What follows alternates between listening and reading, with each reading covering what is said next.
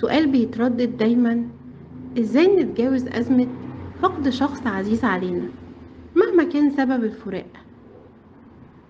وطبعا مفيش أصعب من مشاعر الفقد والحزن. المصاحبة لفقدان شخص عزيز علينا بسبب الوفاة أو البعد الدايم اللي بيوصل لدرجة الفقد في بعض الأحيان. كل شخص بيتعامل مع الفقد ده حسب طبيعة شخصيته ومدى قدرته على تحمل الضغوط. في شخص بيقدر يتخطى الألم النفسي الناتج عن الفقد ده بالصبر والإيمان والرجوع لله سبحانه وتعالى ومحاولة التعايش مع الأمر الواقع. وفي مننا اللي بيفضل تحت تأثير الصدمة وبيوصل لحد الإنكار لأمر الفقد ده.